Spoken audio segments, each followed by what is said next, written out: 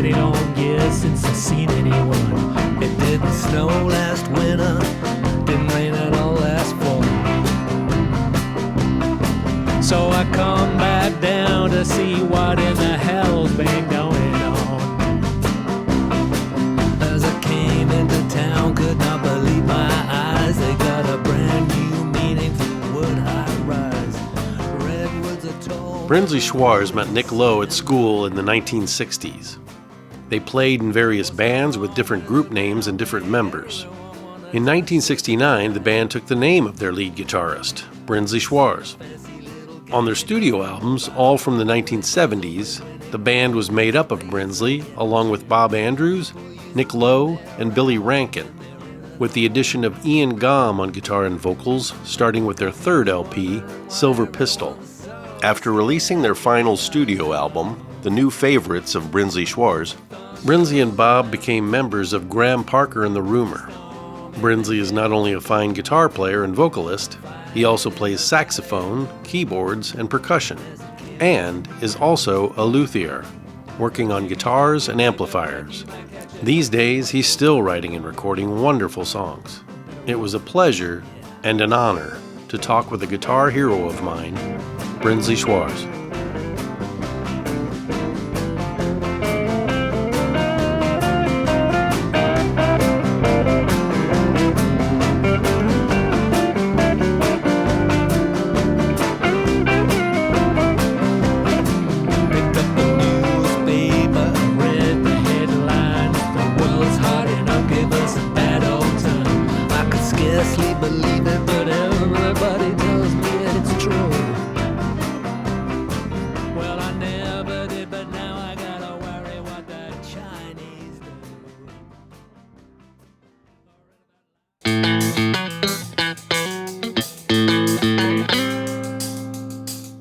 You're listening to Frets with DJ Faye.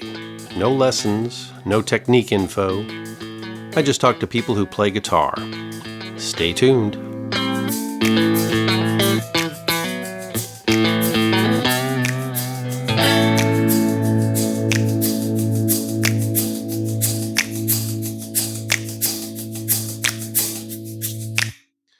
Brinsley, hello. Hi, Dave. How are you doing? I'm good. Well, right up front, I want to tell you, I was still in my late teens living with my parents when I discovered Brinsley Schwarz. And the album that just knocked me out was Nervous on the Road. I have been listening to that album for decades now. Yep, it's a long time ago that was made. Yeah. Well, you were born in Hove, right? That's right, yes. Hove in Sussex, southeast England. I was going to say, yes, I was born by the sea. And so I was stuck out in a pushchair just off the beach all day. My mum used to push me out there and leave me there. And so I guess now that's why I just love being by the sea. Yeah, that's great. Wow. Got into me in an early stage. An early love for the sea. Yeah. And your dad was a teacher who taught math, I believe? Yeah, that was later on. He taught French to start with. Oh, wow. And then French and math. Do you remember about how old you were when you learned to play an instrument, and what instrument was that? Okay, yes, I remember. I'm just trying to do the math. So I was 1954. I guess I was 7, and I started learning piano at school. When did guitar come along?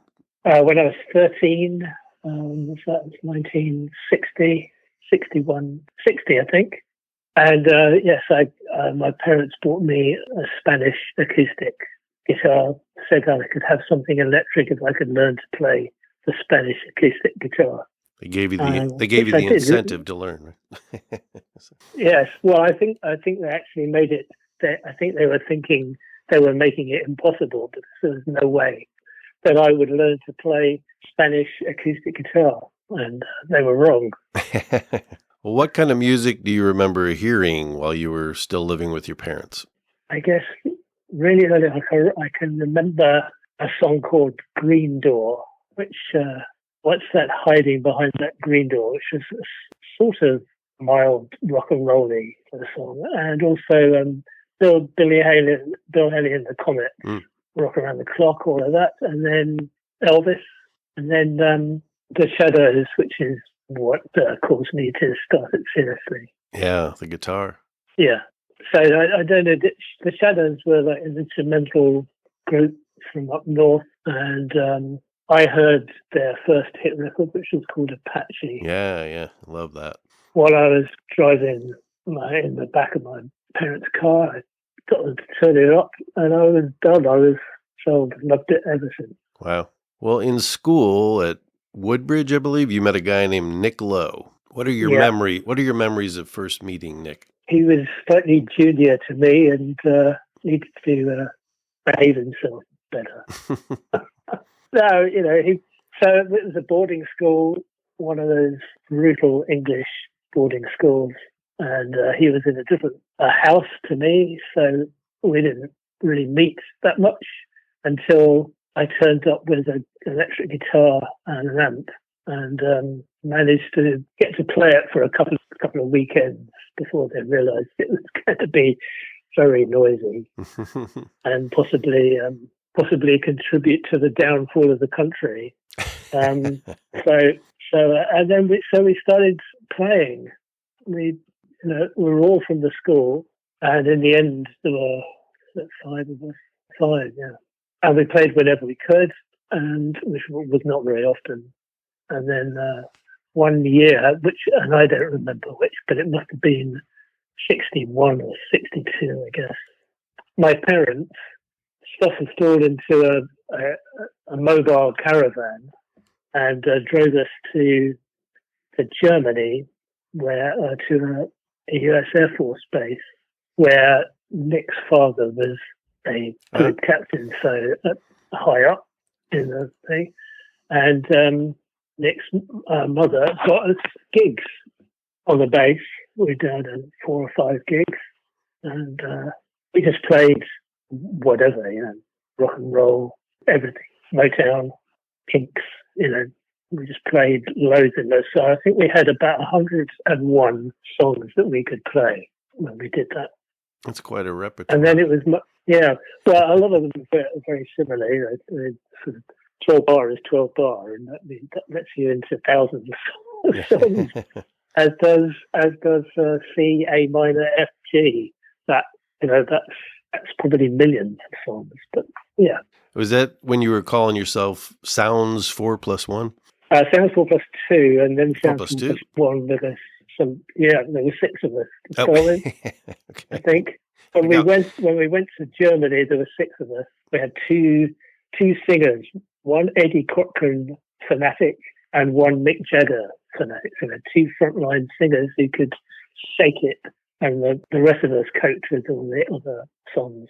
So Sounds 4+2, then someone left or got fed up, and Sounds 4+1. Okay. I had my math off a little bit. I didn't realize there were 6 people in at one point. Yeah. I think that was just for that couple of weeks away doing those things. Well, after leaving school, you formed a band, and I think had a couple different names. Was there Three's a Crowd was one, maybe? Yeah, that's right. So I left school. I butted out. It was going to get to the point where I had to beat small children from running in the corridor, and so I left and went to school locally. And I was asked to join. This guy came to the door one evening and introduced himself, said his name was Dave, and they had trying to put a band together, and would I like to join? So I said yes, and that was Three's a Crowd. So they formed the basis of what came next. And at some point, you guys changed your name to Kippington Lodge. Was that a reference to a local lodge, or where did that name come from? That was where I and most of the band lived with my parents. Oh, okay. So it was the gatehouse lodge of a big house, a big old house, which was a school, and my parents lived in the lodge. And when people started to arrive to be in the band, my parents just put them up and fed us all, and put up with us. Making a lot of noise. Yeah. Quite astonishing, really, in those days. early 60s for a school teacher to open his house to a bunch of trying to be long-haired musos. It was not really done in those days. They did it. So. Well, that band recorded a couple singles, right? Kippington Lodge, we recorded 5 singles. We had a record deal with Parlophone. Big stuff, but Parlophone, that's not to be sneezed at. Yeah. None of them went anywhere. The first one was what they used to call a radio hit. So it was played to death on BBC Radio 1, and I never made it. Never did anything, thank goodness. But, 5 singles we did under that. Well, you had a residency at the Marquee, which was known for being a venue to a lot of big bands like the Stones and the Yardbirds, Led Zeppelin. Even Pink Floyd were making a name at the Marquee for those Sunday afternoon shows.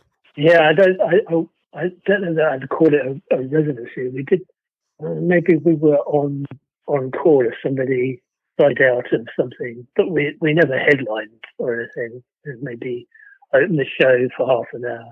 The band I remember was playing there was Yes. Oh, wow.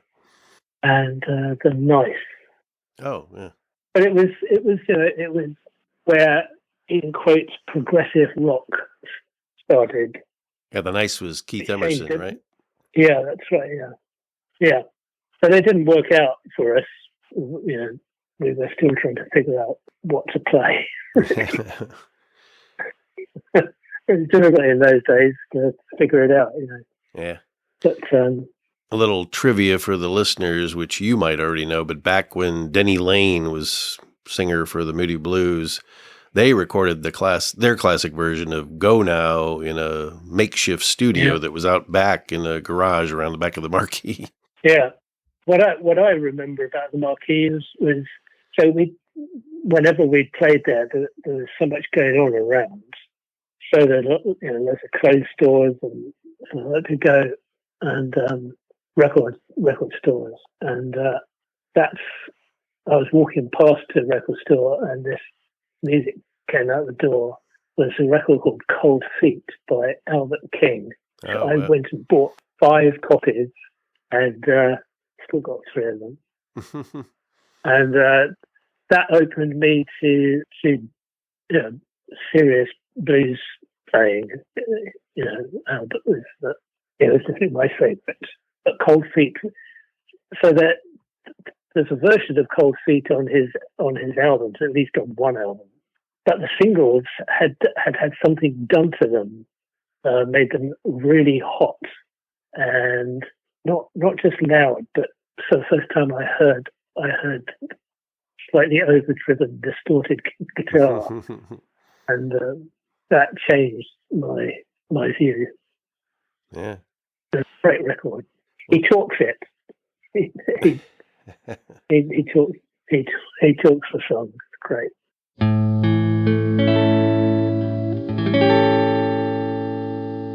Stay tuned. We'll be right back.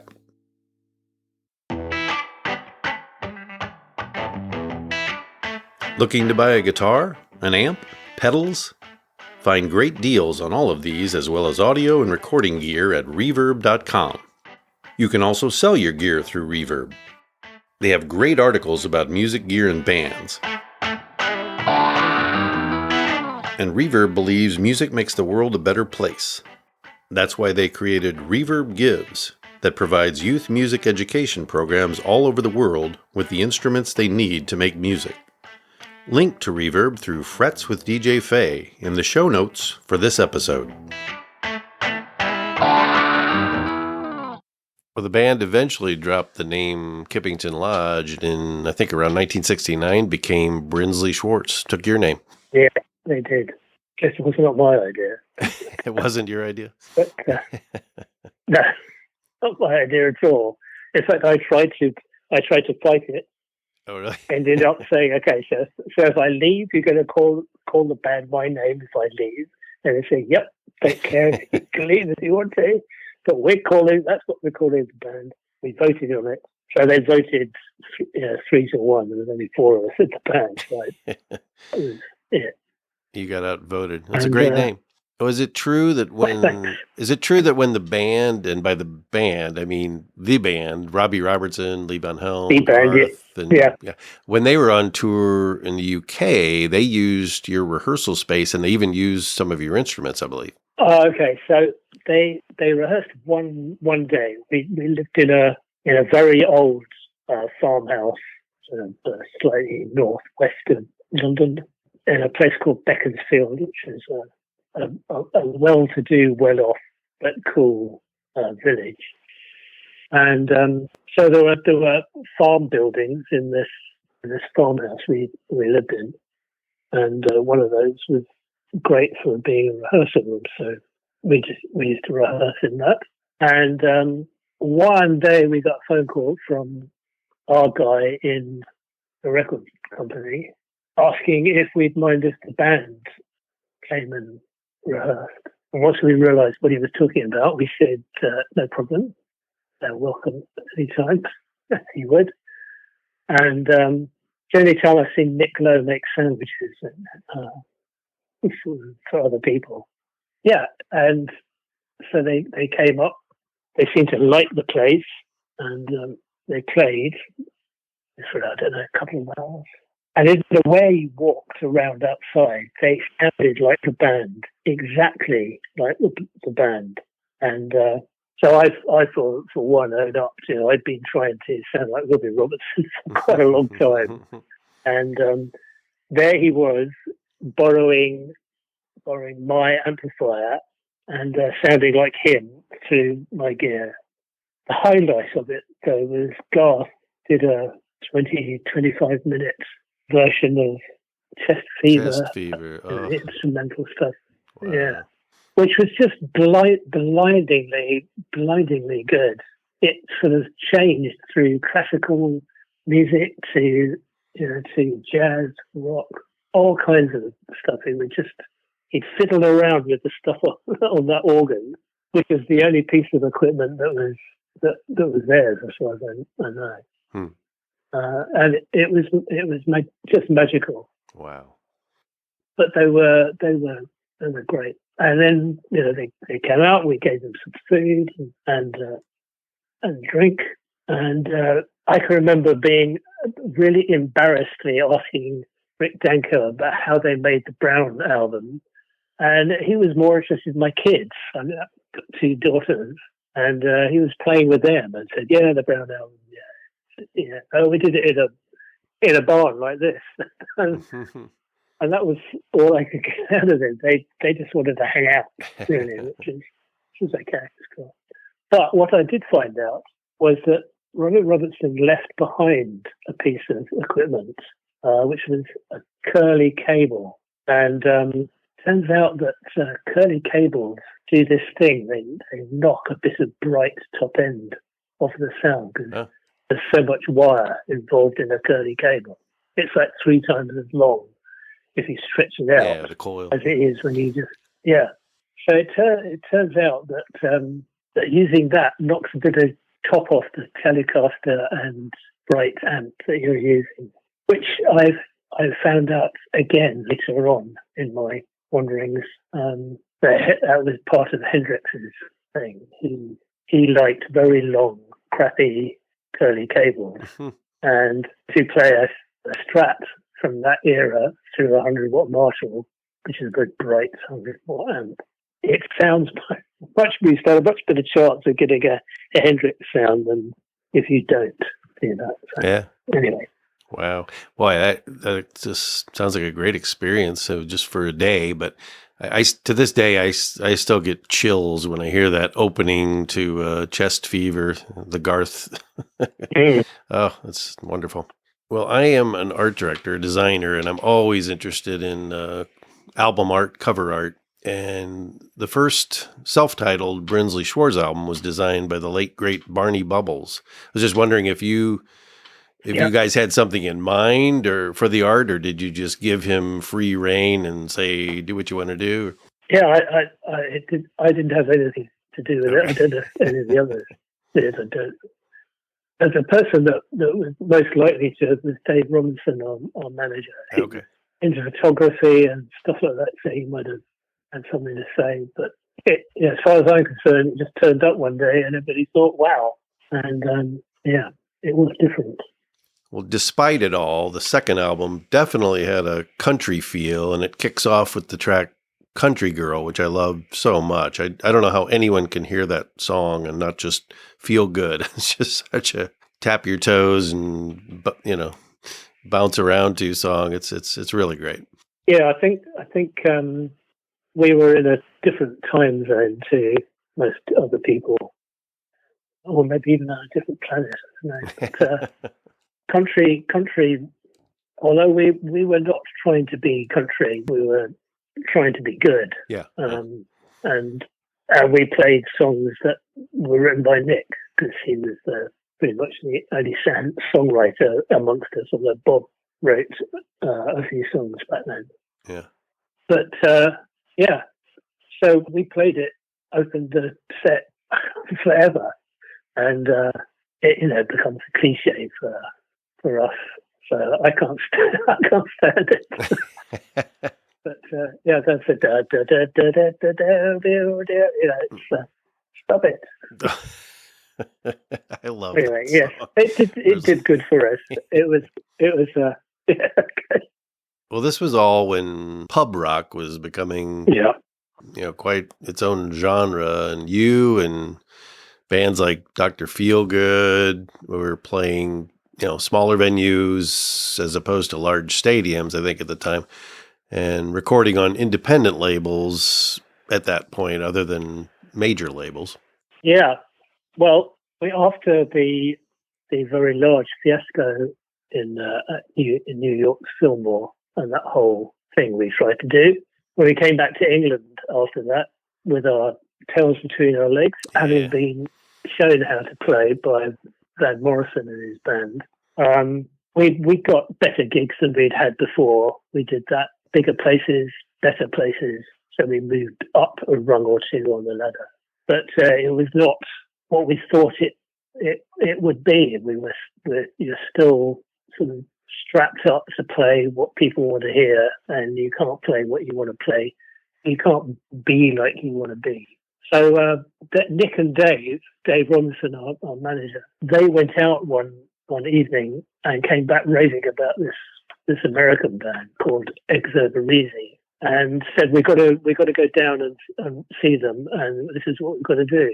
So we went out to see them the next week. They played in a pub not a long way away from where we lived, and they were great guys as well. They came up to the house a few times, hung out, and we started playing potentially what their kind of music was.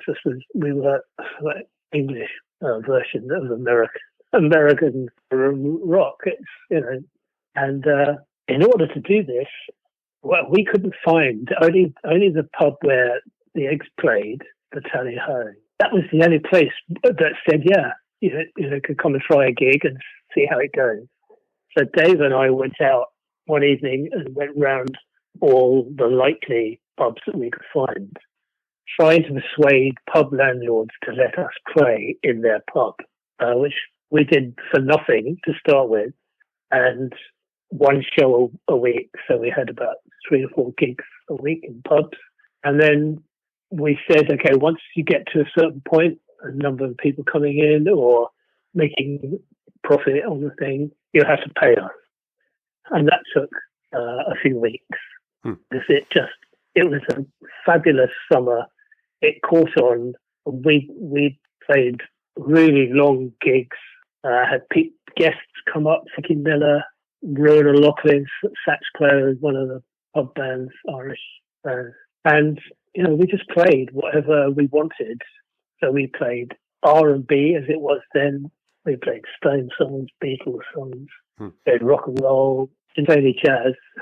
But, so we just played what we wanted. People loved it. And it was all hunky-dory for a few months that summer. And it was a great summer. Remember, weather was good, and there were crowds and crowds of people outside the pubs. So it was a happening thing. And then the press called it pub rock, and that kind of killed it for us. So we went off and did something else. because we'd been burnt once already by the attempt to be famous or get fame at the New York fiasco. Yeah. So the press that we received when we got back was not only really unpleasant and hurtful, but embarrassing and not happening for us, which drove us away from any pursuit of fame and fortune. We just wanted to play and be as good as Van Morrison. That was an aim for a while. And we had a house where we all lived, and we had a rehearsal room. So we'd rehearse in there. I can remember rehearsing James Brown riffs, playing the same riff for hours until it was absolutely on the money. And then somebody would change slightly and the whole thing would shift a bit as we all listened to what we were doing. And we did that a lot. And one evening on a tour in Germany, we'd had a really dreadful tour. Lots of German people who were liking rock music at the time didn't like Country Girl or any of the other nice songs we played. And we had a not a very good tour at all. And we ended up at this place in Frankfurt called the Zoom Club. And everyone was just lying around. People cuddled up as if they were in bed. And we thought, okay, well, this is not going to be a stonking night, is it? This is going to be pretty lame. So why didn't we just play? So we did do this little country instrumental that I wrote, the Shadows song. They said, let's play that, and then we'll just go into another song by Jim Ford called Nicky Hokey, which was a sort of Southern American funk, one of those. Yeah, Bobby Gentry did a cover of that. Yeah. And Redbone, we were into Redbone at the time, and James Brown. So we just used to play this for hours. So we just got on stage and played the little Shadows tune, and then went into Nicky Hokey. And the audience was a sea of people lying on the floor. And we thought, well, okay. So we got to 45 minutes. Dave signaled to us the count at the end of the week. So we just finished and said, thanks very much, everyone. We'll see you in 20 minutes for the second set. And the place went wild. It went crazy. Wow. And we went back to the dressing room, and Dave came in and said, there's a load of people here who want to come in and say hello. So we said, oh, okay, well, let them come in. They were all American Air Force base. Oh. There was an American Air Force, all Americans. We love you dearly, guys. But they were just grooving on being taken back home by the American music that we played. That was a good evening. Yeah, I love that.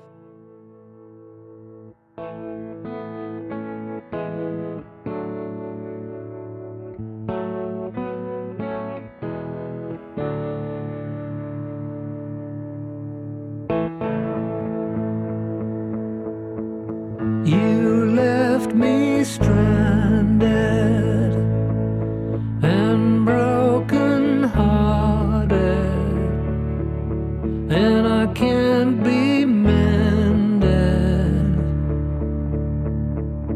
again.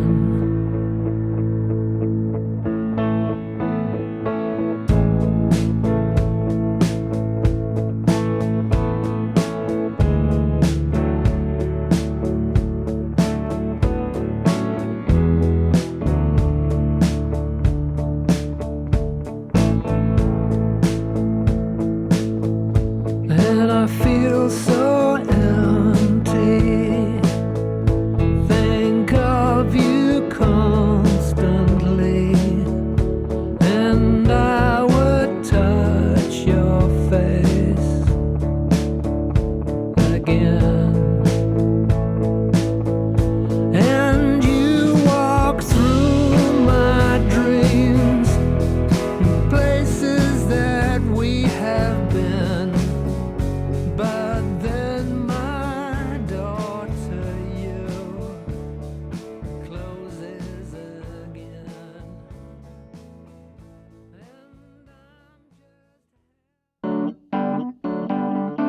If you're a podcast addict like me, you might have thought about starting your own.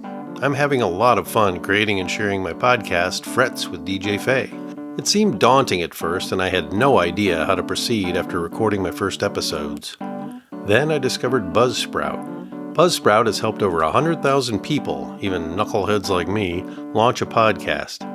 The tools they provide make it incredibly easy to get your thing going. They'll also help you get your podcast into all the major podcasting platforms like Apple Podcasts, Amazon Music, Google Podcasts, and more.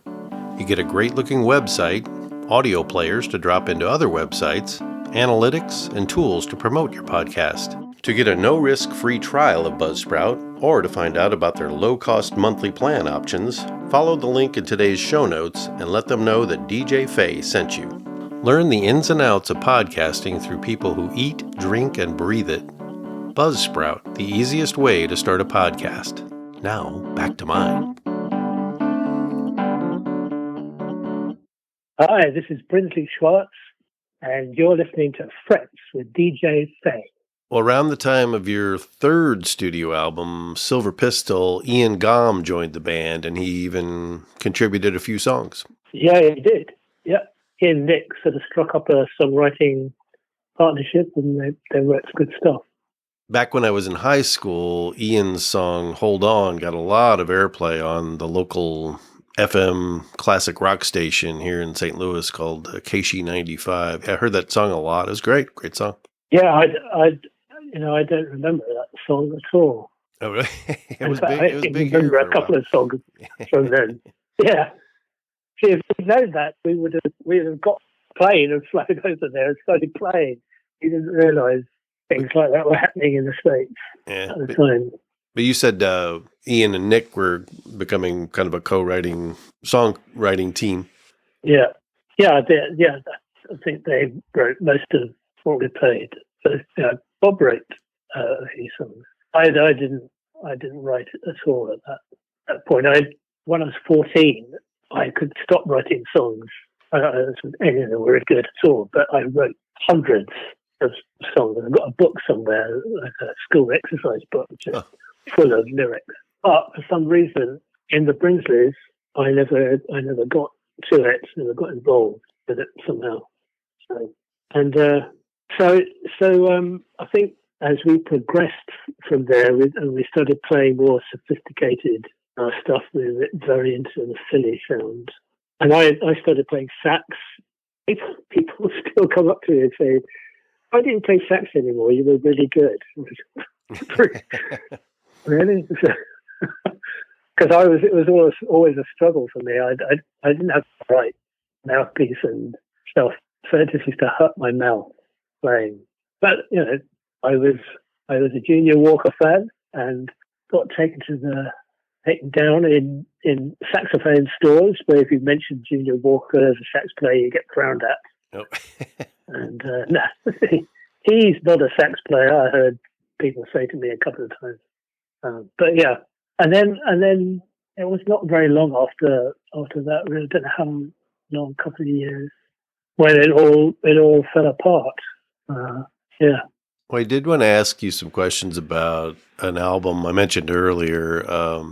Like I said, I just, as long as I can remember, particularly Nervous on the Road, it just really knocked me out and resonated with me, and I just fell in love with it, and it remains one of my favorite albums that I still play a lot. Are there any particular memories of that album and how that came to be, or any stories from Nervous on the Road? I don't remember much about where we were. I think we recorded that in Rockfield, down in Wales. That's where we met Dave Edmonds and got involved with him. He produced the album after Nervous on the Road. But I don't remember much about recording Nervous on the Road. It's probably one of my favourite albums. Probably my favourite album as well from all the Brinsley albums. That's so great. Yeah. So we'd sort of gotten more rocky, more rock and rolly, really. But it was after that we got involved with the Philly sound. So, yeah. I can remember all of that. That was down in Rockfield too. I was also still a teen when I sat down and figured out the jazzy, bluesy chords to Feel a Little Funky, another great song from that album. I still play that one too. Occasionally I'll be just sitting around playing my guitar and I'll break out Feel a Little Funky. Here's a question on that, which I should know, but you typically played lead on that jazzy, bluesy song. Was that Ian or you playing the rhythm? I think, so I don't remember if we both played guitar. Is there more than one solo or just one?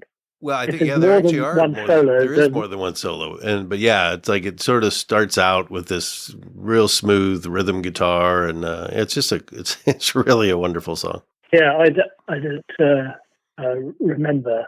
I am in my 70s, I'm allowed to forget these things. But so I remember the song. Okay, so is there? If you remember, is there sax on it? I don't remember a sax kind of song. A little funky. No. Okay, so there would have been piano. Was there organ as well as piano, or just and no organ? No, I'm hearing just the piano, like Bob Andrews, I guess, on piano. But I think just piano, piano, guitar for the most part, drums. Yeah. Okay. So that was then we were both playing guitar, and when we both played guitar, we quite often intermingled solo playing. Yeah. We'd play, one of us, like Nervous on the Road, one of us would start playing the lead, but then, step back and let the other one come through a bit and, just following the feel of the song. Yeah. And so, that title track, Nervous on the Road, that's definitely a rockin' song. Yeah, yes. And very true lyrically to how things were. We were definitely by then getting quite nervous on the road. It does take it out of you. I love the guitar solo on that too. That's great. Yeah. Well, the track Home in My Hand was written by a legend of sorts from right here in Missouri, Ronnie Self. Yeah, that's right. He wrote a couple things that Brenda Lee covered or were big for Brenda Lee, like I'm Sorry and Sweet Nothings. But yeah, I thought it was really cool that you guys did a song by someone from my home state. You were doing that in your live shows too, I think. Well, I know you were because it's on that anthology. We did. Yeah. Didn't Jay Giles do a copy of that? Oh, yeah. Home in My Hand. Yeah, I think that's what we were doing. We were doing Jay Giles' thing. I was going to say that there used to be a place in the West End, the Lyceum, it was called. We played there quite often. They used to have 3 bands, and the top of the bill was kind of the last band, so the headline was in the middle. So we showed up, we did our sound check, everything, and the headline band was Jay Giles. So we hung around. We always did hang around, watch people warming up and stuff. And after watching them play a few songs, we went back to the dressing room and said, right, okay, well, there's no way we can match that. So let's be very stoned instead. So that's what we did. And I remember now, we opened with Feel a Little Funky about half speed. If you slow it right down, you get we were about as sleepy as the audience was at that point. And we just played everything much slower, and they loved it. Yeah. Yeah. Well, there's a live version. I can hear it. There are quite a few great live tracks on the Thinking Back anthology, which came out, and Home in My Hand is definitely on there. I think both the studio version and the live version are on there. It's a great collection. I really enjoyed Thinking Back. A lot of great stuff on there. So is that the version that when at the end Nick starts talking about going up the M1 and the M2? Oh, yeah.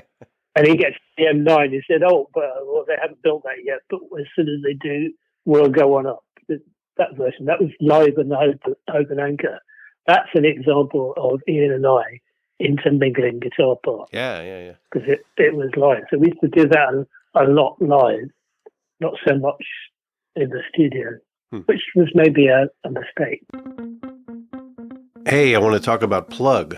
Plug makes it easy for you to purchase the personal technology you need at 40 to 70% off retail pricing. What can you get from Plug? Certified pre-owned devices including iPhones, Androids, AirPods, Macs, smartwatches, accessories, and more. I originally didn't even want an Apple Watch, but I got one from Plug and I love it. I wear it every day. Your purchase is backed by their unmatched 1-year warranty and 30-day money-back guarantee. One more very cool thing, Plug is dedicated to helping reduce e-waste around the globe. To date, Plug has helped save over 1 million devices from reaching landfills, and they're looking to double that number by 2025. Link to Plug Tech from the show notes and enter code DJFAY to help support this podcast. Plug Electronics. Check it out.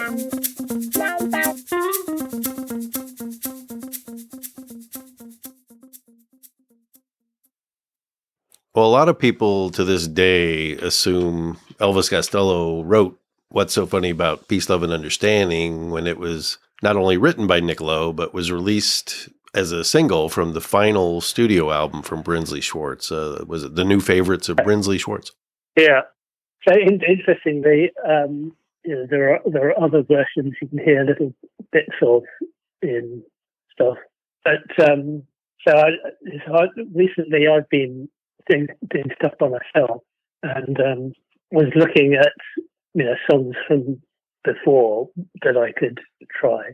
So I did do Love Gets You Twisted, so one of Graham's songs. I did a version of that.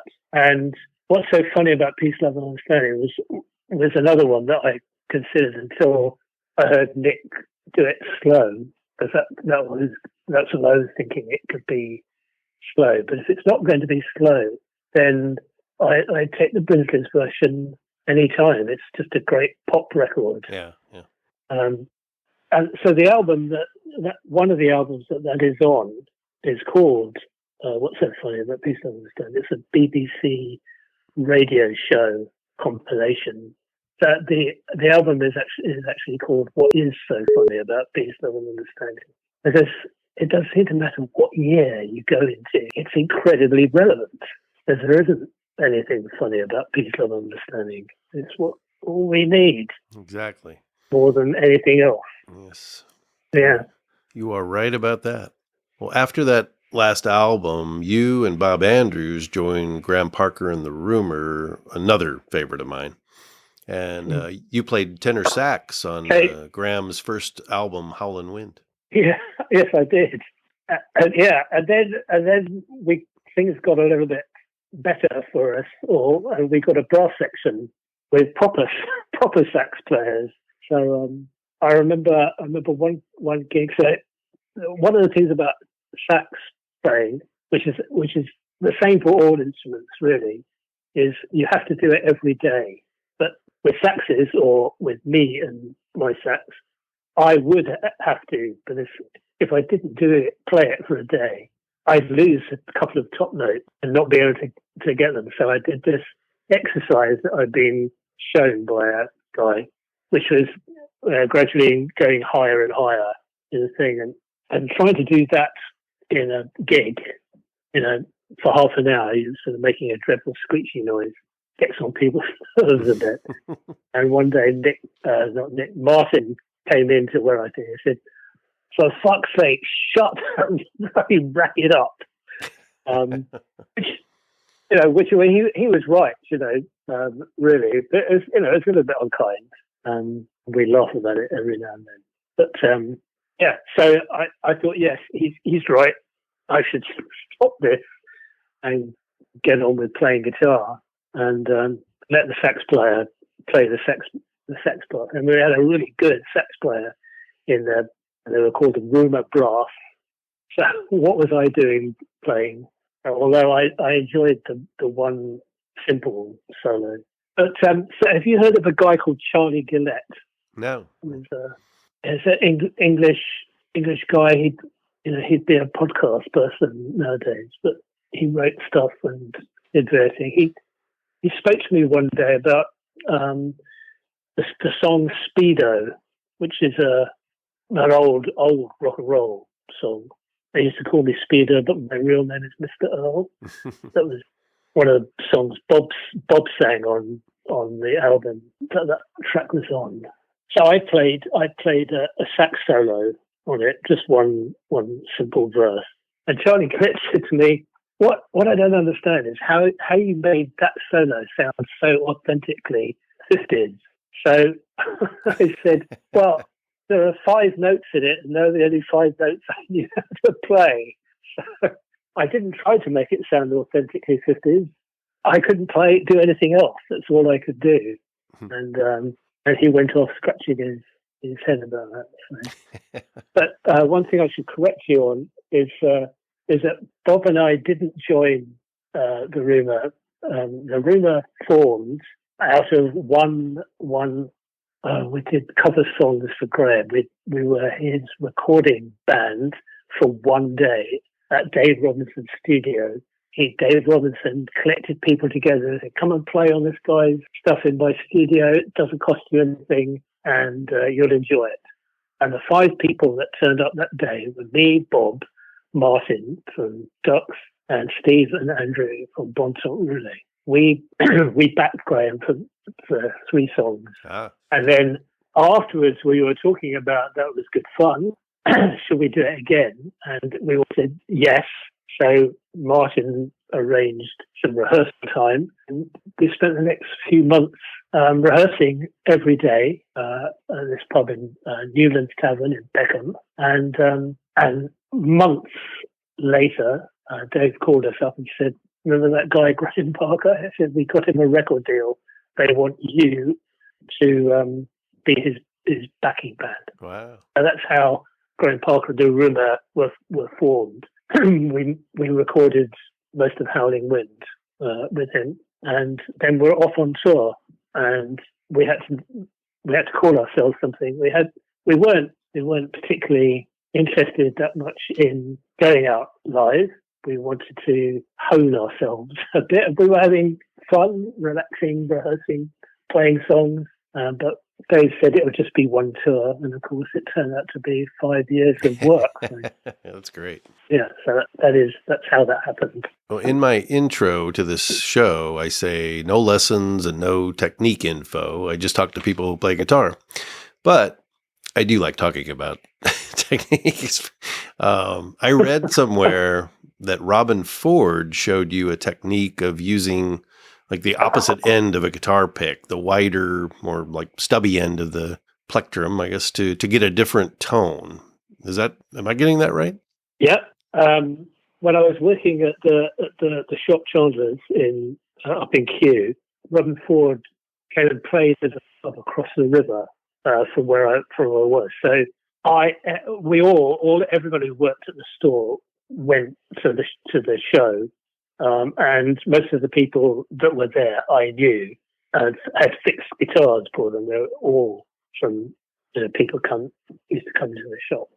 And Charlie Chandler, who was the repair shop manager, he said, "Come on, let's go and talk to Robin." I said, "What are you going to say?" And Charlie said, "Well, we'll ask him something." So we went over and talked to him after the show. And Charlie said, How do you get your guitar to sound so good?" And he got out this pick and said, "Everyone's using the wrong end, just the flat end. Big pick, big sound." So big pick, big sound is something that I believed in because I got involved at some point modifying and trying to build amplifiers and how to get sounds. Part of an article I wrote, which was in Aston Pittman's book about amps and valves and stuff, circuits. I actually say what you need is you don't need any new modern tiny little components, caps and resistors and stuff. You need big old ones, big caps, big sound. And people used to call up and say, "Is this true?" And I said, "Well, yeah, that's what we think." And there was another guy, a German guy, worked in the shop, Robert. He was a fanatic builder and modifier. He took his 100-watt Marshall to pieces and rebuilt it using big capacitors and resistors. And when he finished it took him days. When he turned it on and played one chord, everyone said, "Whoa, that's so much better than it used to be." And it was. And we don't know why, but we kind of proved it. Big components make a big sound, just like the big end of a pick gets you that sound. And I use a Herco Flex 75. I've got one here in my hand, which has got little sort of plastic bubbles all over it. It's like serrated. And if you use those serrations are up the fat ends of the pick. So if you use those, you can kind of scratch the string with it. And you've already got a little bit of overdrive going on, even though your amp might be clean, you've got no pedals on. Wow. Because the scratchy part of the Herco, which is the same thing as Brian May used to do, only with a shilling in a coin, which had a serrated edge around the top.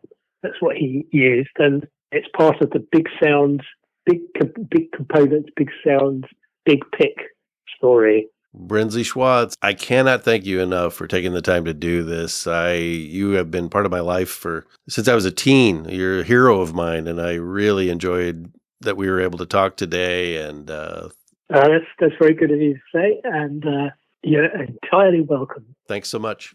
Okay, take care, man. There's something new coming to town. They say it's a good thing, wanna spread it around, but they're not really sure, and it can't be like it was before. Once it's out, you can't take it back.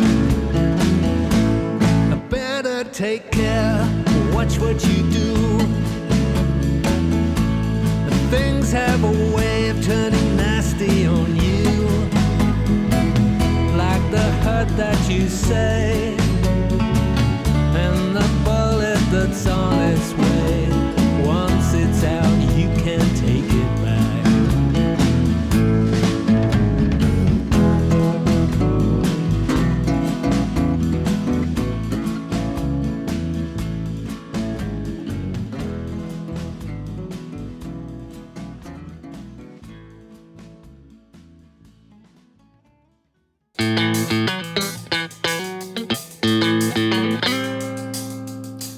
Thanks for tuning in to Frets with DJ Faye.